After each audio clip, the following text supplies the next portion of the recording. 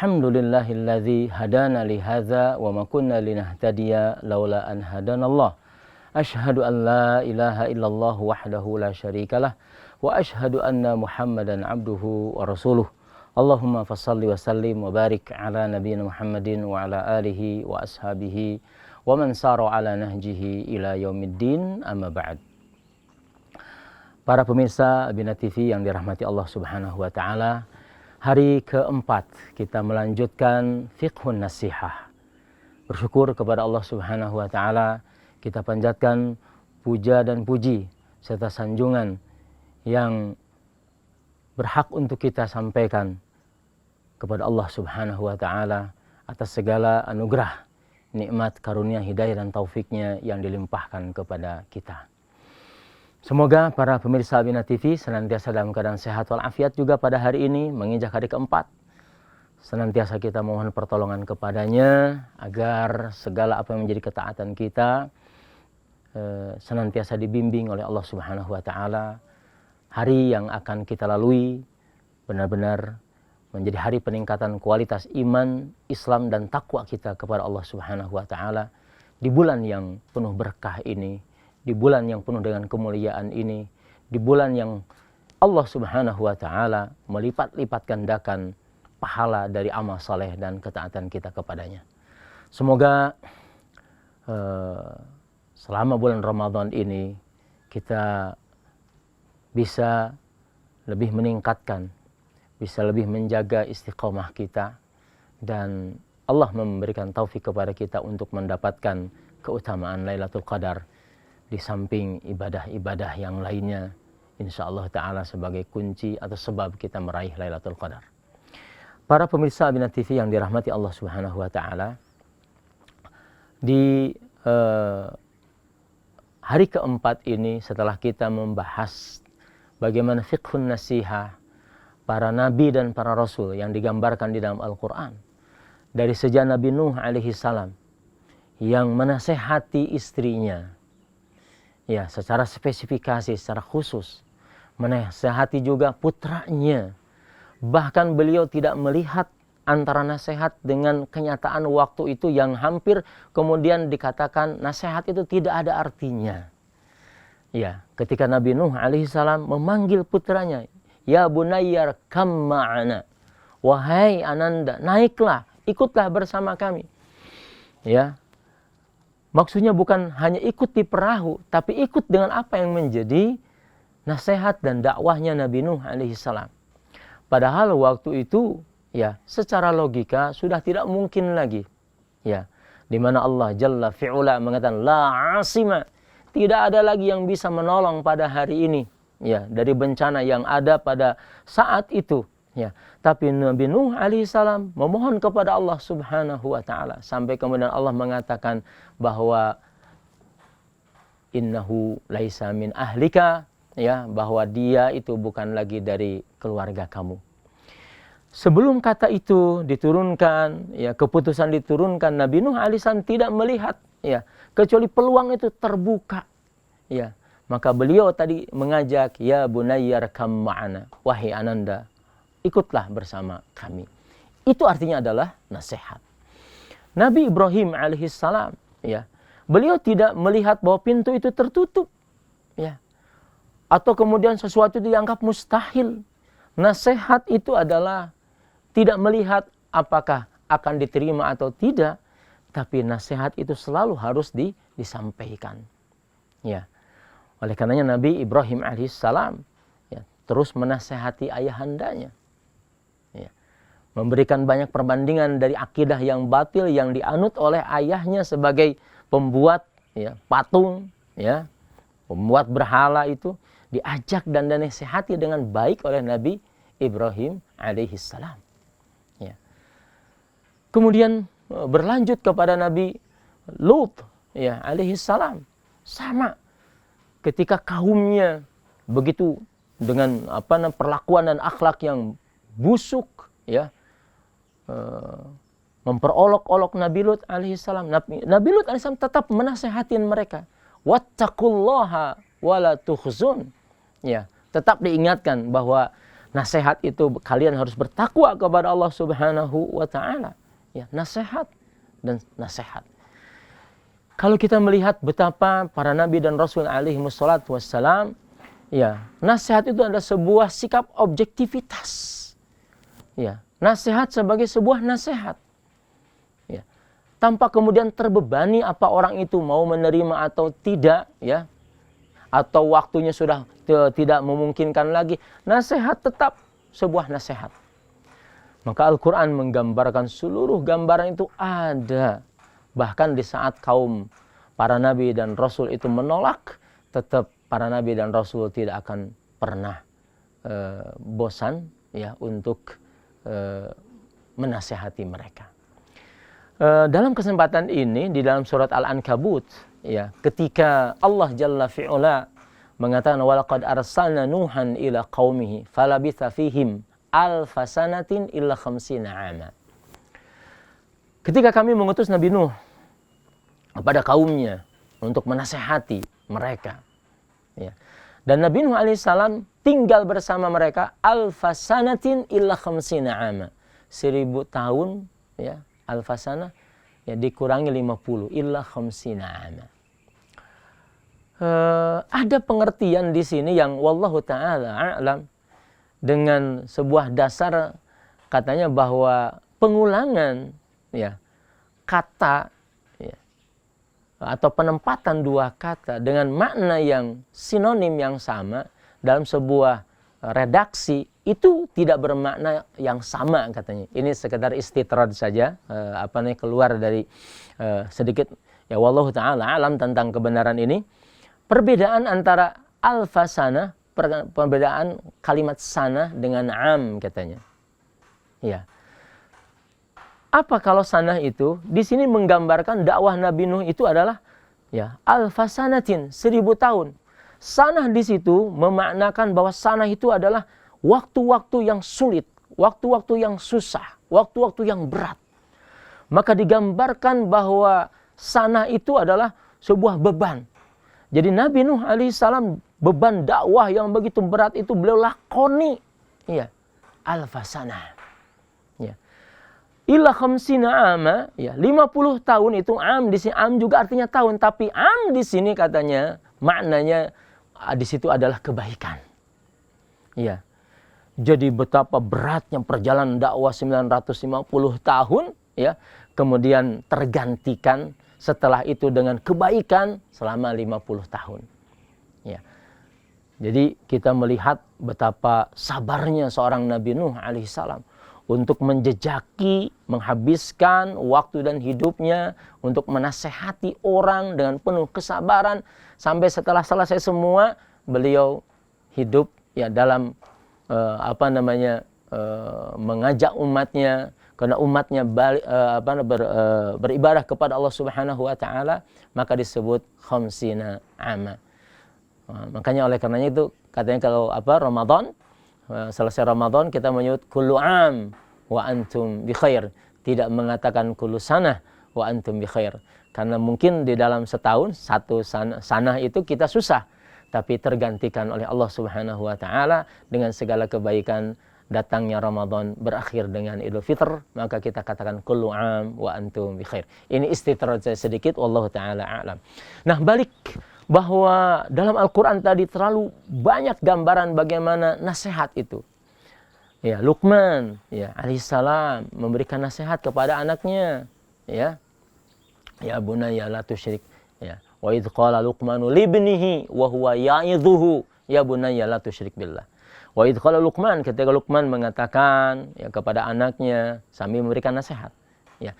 Ini gambaran dalam Al-Qur'an bahwa nasihat itu adalah prinsip yang sangat fundamental, bagaimana sebuah bangunan umat dibangun, ya, oleh para nabi dan rasul itu berangkatnya dari an-nasihah.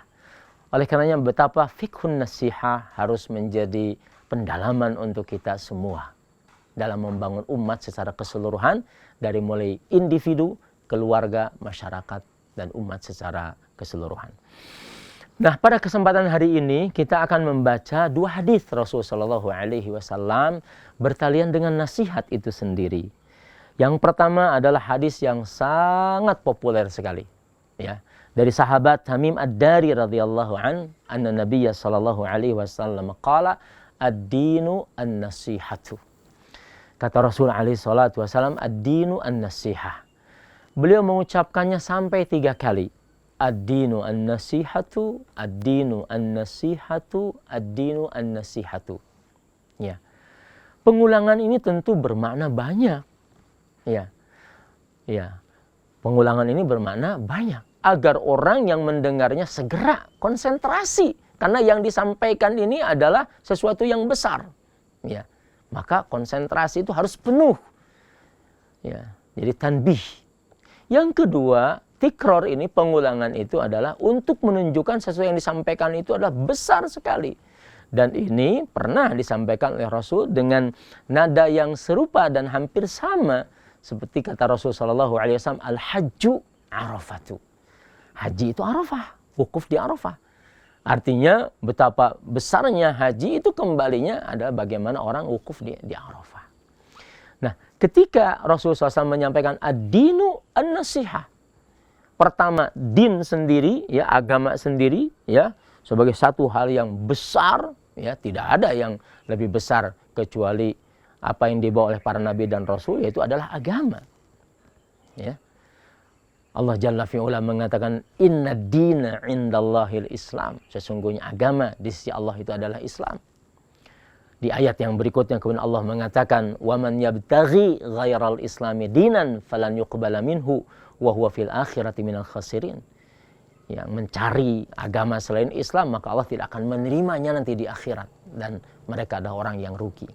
Jadi ketika dibicarakan ad-din itu agama itu adalah sesuatu yang besar sekali.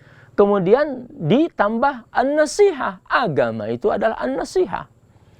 Agar yang belum tahu bisa tahu, yang belum mengerti bisa mengerti, yang belum paham bisa paham, yang sudah paham tambah paham lagi, ya, yang sudah mengerti tambah mengerti lagi, ya. Ad-dinu an-nasihah. 3 kali Rasul menyampaikan ad-dinu an-nasihatu, ad-dinu an-nasihatu, ad-dinu an-nasihatu. Begitu para sahabat mendengar pengulangan dari 2 kata ini oleh Rasul SAW, maka mereka bertanya, kulna, kami bertanya, ya Rasulullah, liman? Ya. Untuk siapa nasihat itu wahai Rasulullah SAW? Ya. Kemudian Rasul menjawab, lillahi. Ya, nasihat karena Allah, wali kitabihi, dan untuk nasihat karena kitabnya, wali rasulihi, dan karena rasulnya, wali a'immatil muslimin, dan untuk pemimpin kaum muslimin, wa khasatihim, dan juga semuanya, ya, umatnya.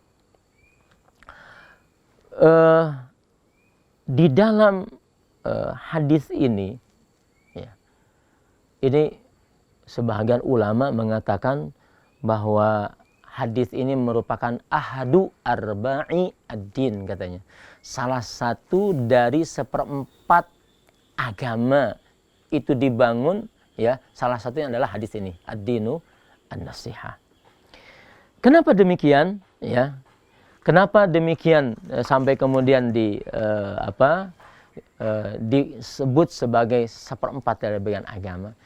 Ya, kalau kita melihat tidak ada, ya, agama ini bisa kemudian sampai kepada manusia, kemudian tidak bisa dijelaskan kepada manusia, bahkan agama itu tidak bisa diamalkan kecuali melalui jalan an-nasihah. Ya. Bagaimana orang akan tahu tentang agama kalau tidak memakai jalur an-nasihat? Ya, jalur penjelasan. Ya, di antara penjelasan itu adalah terakumulasi, ya, terindukan dalam kalimat an-nasihat. Khutbah Jumat termasuk nasihat. Ya. Bentuk apapun dari itu disebut nasihat. Amar ma'ruf nahi mungkar, bentuk daripada nasihat.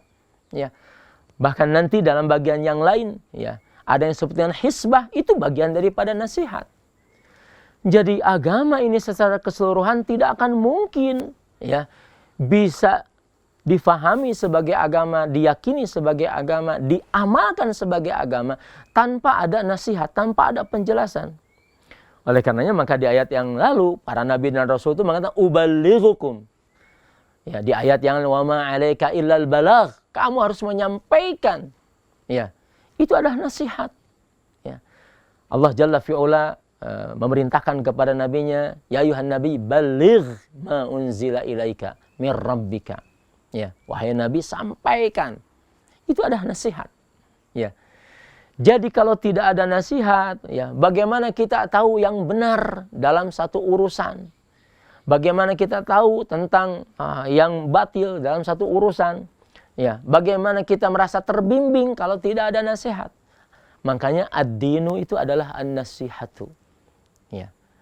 Seberapa kompleksnya kehidupan kita, maka pasti jalan keluarnya ada di dalam nasihat itu sendiri. Ya, nasihat secara umum. Nasihat itu bertalian dengan penjelasan tentang hukum-hukum Allah Subhanahu wa taala, baik hukum yang menyuruh, baik hukum yang melarang, ya. Baik kaitannya dengan ibadah, bagaimana ibadah kita kepada Allah Subhanahu wa taala, ya. Baik dalam masalah ketaatan kepada Allah Subhanahu wa taala, baik di dalam akidah yang paling prinsip, ya. Bagaimana itu bisa dijelaskan, ya. Tentang al-asma was sifat, ya. Tentang akidah kepada Allah Subhanahu wa taala, tentang iman kepada hari akhir. Bagaimana kita akan tahu seluruhnya itu? Bagaimana hati kita akan terenyuh? Bagaimana kemudian perasaan kita akan tersentuh kalau tidak ada nasihat? Ya. Makanya ad-dinu an-nasihah, dan betapa esensinya fiqhu an-nasihah itu sendiri. Ya. Al-Imam An-Nawawi rahimahullah, beliau mengatakan hadza haditsun 'azimus sya'ni. Hadis ini begitu agung sekali. Wa 'alaihi madarul Islam, dan Islam itu berputar dalam hadis ini. Ya. Tadi sudah disampaikan bagaimana kita akan memahami Islam tanpa adanya nasihat, tanpa adanya penjelasan, tanpa adanya rincian, tanpa adanya tafsir, ya. Dan kita akan mengatakan seluruh para ulama dalam konteks apapun mereka sedang melakukan nasihat. Betul, di zaman dulu mungkin mimbar-mimbar terbatas, ya, mimbar-mimbar terbatas, media sosial terbatas. Tetapi nasihat itu sampai kepada setiap orang. Buktinya sampai kepada setiap orang, ya. Generasi yang terdahulu mereka adalah lebih baik daripada kita pada hari ini, ya, dengan segala mungkin perangkat yang kita miliki pada hari ini, ya, sehingga semua, ya, bagian dari apa yang menjadi kitab-kitab turath para ulama di masa lalu hari ini hadir bukan dalam satu dimensi, ya, bukan hanya ditulis dalam kitab, bukan hanya diterjemahkan, bahkan sudah dalam berbagai macam bentuk model, sehingga orang tidak akan kesusahan untuk membaca, untuk mengulangi, untuk mencari, ya, indeksnya tentang ayat Al-Quran, tentang tafsir, tentang hadis, tentang ya. Tapi sekali kembali, bagaimana nasihat itu, bagaimana itu menjadi nasihat, ya. Maka para ulama di masa lalu, ya, rahimahumullah wa iyana jami'an, mereka telah membukukan banyak nasihat yang hari ini kita, ya, tidak akan pernah kemudian merasa cukup, ya. Kita masih merasa butuh dengan segala apa yang sudah mereka tulis di masa lalu, sehingga banyak hadis yang tersyarahkan, ayat Al-Quran tertafsirkan, dan itu bagian dari nasihatnya para ulama di masa lalu yang hari ini, sampai hari ini kita bisa mengambil banyak manfaatnya, ya. Nah, kemudian Al-Imam Ibnu Battal rahimahullah, beliau mengatakan wan nasihatu tusamma dinan wa islaman. Nasihat itu, ya, disebut sebagai agama dan disebut sebagai Islam, ya. Rasa-rasanya kalau tidak ada nasihat, ya, bagaimana kita akan mendakwahi orang? Bagaimana orang akan tahu yang benar? Bagaimana orang akan tahu yang salah? Bagaimana mereka akan tertarik kepada Islam? Kalau lisan-lisan kita, lidah-lidah kita, kalau pikiran-pikiran kita tidak kemudian kita pusatkan energinya untuk sampai pada konteks itu menjadi nasihat. Nah, ketika disebut nasihat, maka orang yang menerimanya adalah dia akan memahami bahwa nasihat itu disampaikan dari rasa kasih sayang, dari tujuan ingin menyelamatkan orang, dari harapan bahwa orang akan mendapatkan banyak kebaikan, ya. Maka Rasul Shallallahu Alaihi Wasallam ya mengulangi dalam konteks hadis yang tadi, ad-dinu an-nasiha, ad-dinu an-nasiha, ya, karena sekali lagi bahwa tidak mungkin agama ini, Islam ini, hadis ini, Quran ini, ya, yang Quran menjadi segala sumber, lalu kita akan mendapatkan kebaikan dari Al-Quran itu sendiri, dari hidayahnya, dari petunjuk-petunjuknya, dari syifanya, tanpa kemudian ada orang yang menyiapkan waktunya untuk menyajikan nasihat, ya, berupa nukilan para ulama dalam tafsir. Itu adalah nasihat. Nah, kemudian kita ambil perkataan Al-Imam Ibnu Hajar rahimahullah ketika beliau menjelaskan tentang hadis ini. Beliau mengatakan ad-dinu an-nasihah. Kata beliau, yahtamil an yuhmal 'alal mubalaghah ay mu'dham ad-din an-nasihah.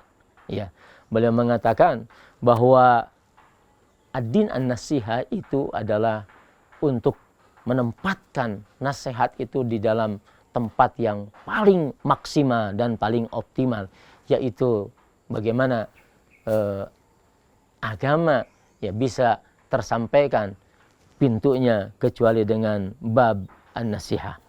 Itu kata beliau yang pertama. Yang kedua, wa yahtamil an yuhmal ala dhahirihi li'anna kulla amalin lam yarid bihi amiluhu al-ikhlas falaysa minad din. Ya. Ini katanya dimaknakan untuk yang kedua bahwa maknanya setiap amalan ya yang kemudian tidak diiringi dengan keikhlasan, din itu adalah ikhlas, ya. Allah Jalla fi'ula mengatakan mukhlisina lahuddin, ya, mukhlisina lahuddin. Nah, ketika pengertiannya ad-dinu an-nasiha, ya, maka orang harus mengembalikan seluruhnya itu ke dalam sebuah keikhlasan, ya. Dan nasihat itu ya, tidak ada yang lain ya kecuali mengembalikan orang untuk ikhlas kepada Allah Subhanahu wa ta'ala. Hadis yang kedua untuk kita fahami bagaimana fikhun nasihah ini yang akan kita baca untuk bab-bab berikutnya, ya, rinciannya seperti apa, uslubnya, thariqahnya, dan kita mungkin mengambil banyak beberapa contoh bagaimana nasihat di dalam berdakwah. Hadis yang kedua adalah hadis dari Jarir bin Abdullah radhiyallahu anhuma. Beliau mengatakan, "Ataitun Nabiyya sallallahu alaihi wasallam." Aku mendatangi Nabi sallallahu alaihi wasallam. Kemudian beliau mengatakan, "Ubayyi'uka 'alal Islam." Ya. Rasulullah, saya berbaiat kepadamu untuk Islam. Artinya beliau masuk Islam. Kemudian fasyaratu alayya, ya, kemudian Nabi mensyaratkan kepada aku apa? An-nushu likulli muslim.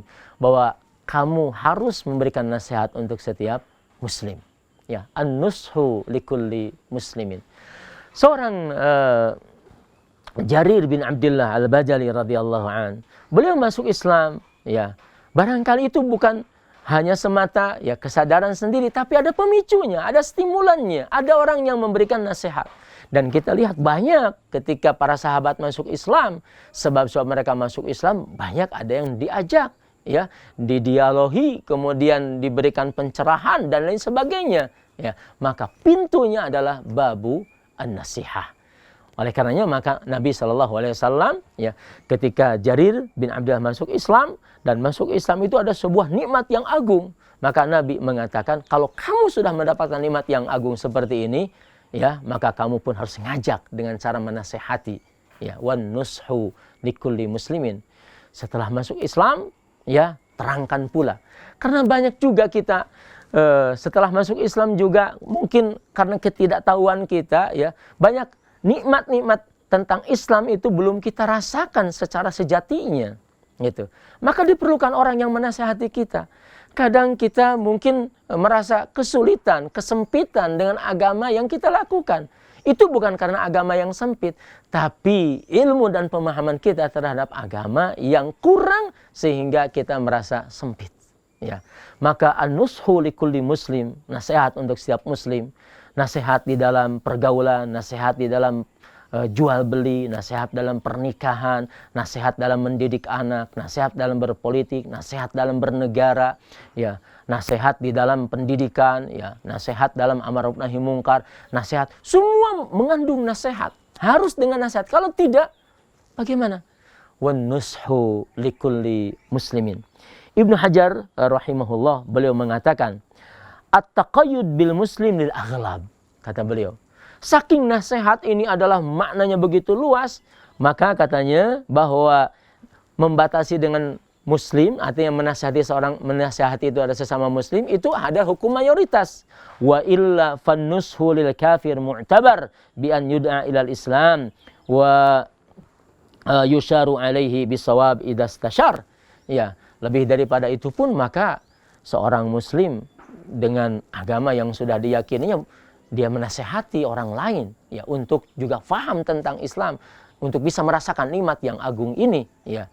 Bahkan dalam urusan dunia pun, ya, kalau kita diminta pendapat, maka kita bisa memberikan nasihat yang jujur dan benar. Hatta yang minta pendapat itu adalah orang kafir sekalipun. Ya. Para pemirsa Al-Bina TV yang dirahmati Allah Subhanahu wa taala, ini adalah sesi keempat, ya, tentang fiqhun nasiha. Kita mendapatkan dua dalil, ya, dua hadis dari Nabi Shallallahu alaihi wasallam, yaitu adalah ad-dinu an-nasiha sebagai pokok. Ya, ternyata agama itu ya kembalinya kepada an-nasihat. Yang kedua tadi hadis Jarir bin Abdullah mengatakan bahwa setelah kita menjadi seorang muslim pun maka kita terus harus saling bisa menasihati muslim yang lain, saudara muslim yang lain. Ya. Kenapa? Insya Allah ini banyak jawabannya, nanti kita akan sampaikan di edisi yang akan datang, di hari di mana mudah-mudahan Allah Subhanahu wa taala memberikan kepada kita nikmatnya untuk kita melaksanakan siam dan qiyam, melaksanakan amal saleh ya di bulan Ramadan yang penuh berkah ini. Pemirsa Al-Bina TV yang dirahmati Allah Subhanahu wa taala, ini ya paparan kita menjelang kita berbuka saum pada hari ini 4 Ramadan 1442 Hijriah, teriring semoga Allah Subhanahu wa taala sekali lagi menerima segala amal saleh kita semua. Demikian yang bisa disampaikan. Bersambung insyaallah hari esok kita lanjutkan dengan fiqhun nasihah, dan kita berdoa mudah-mudahan kita menjadi orang-orang yang mencintai nasihat dan mencintai orang yang menasihati kita, serta mencintai apa yang menjadi isi dari nasihat itu sendiri. Demikian, walhamdulillahirabbil alamin, wa sallallahu ala nabiyina Muhammadin wa ala alihi wasallam. Aqulu qouli hadza wa astaghfirullah li wa lakum. Wassalamualaikum warahmatullahi wabarakatuh. Ketemu insyaallah untuk edisi hari esok. Demikian,